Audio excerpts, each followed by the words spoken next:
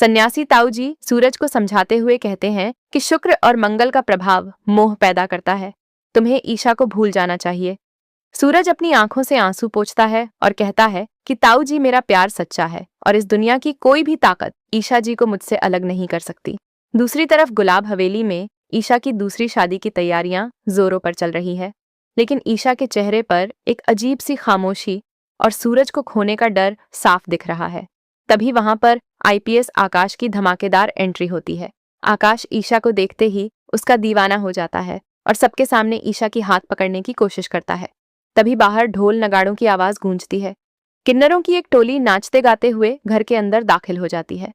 खुशियों का माहौल अचानक नाच गाने में बदल जाता है, लेकिन आकाश को एक किन्नर पर शक होने लगता है। अब आकाश नाचते हुए उस किन्नर का घूंघट उठा देता है और उस किन्नर को देखते ही सबके होश उड़ जाते हैं, क्योंकि उस घूंघट के पीछे छुपा कोई और नहीं बल्कि सूरज है। सूरज जो ईशा से बेइंतहा प्यार करता है, उसे इस तरह किसी और का होते नहीं देख सकता। सूरज को देखकर गुलाब सिंह गुस्से से आग बबूला हो जाता है और उसे धक्के मारकर घर से बाहर निकालने की कोशिश करता है, लेकिन आकाश उन्हें रोक देता है। वह एक आईपीएस के अंदाज में सूरज को अपना पक्ष रखने का मौका देता है।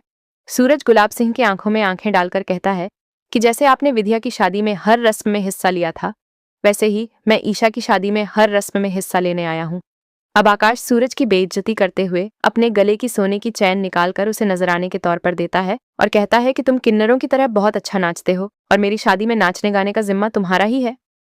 सूरज चैन हाथ में लेकर मुस्कुराते हुए कहता है कि ठीक है आईपीएस साहब, मैं आपकी शादी में जरूर आऊंगा और कल मेहंदी की रस्म है, वहीं मुलाकात होगी।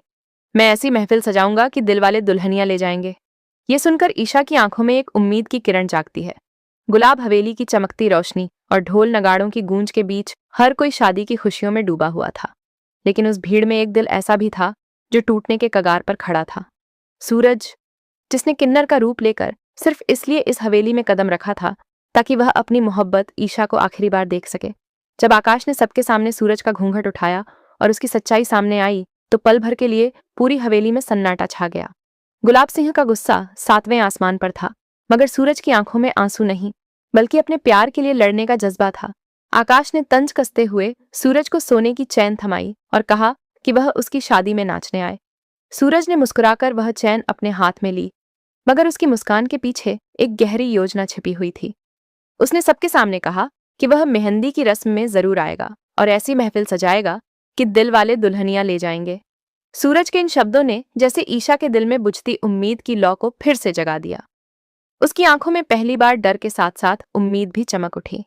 उसे महसूस हुआ कि सूरज इतनी आसानी से हार मानने वाला नहीं है। उधर आकाश को लग रहा था कि उसने सूरज की बेइज्जती करके उसे हमेशा के लिए छोटा कर दिया है, लेकिन उसे क्या पता था कि असली खेल तो अभी शुरू हुआ है।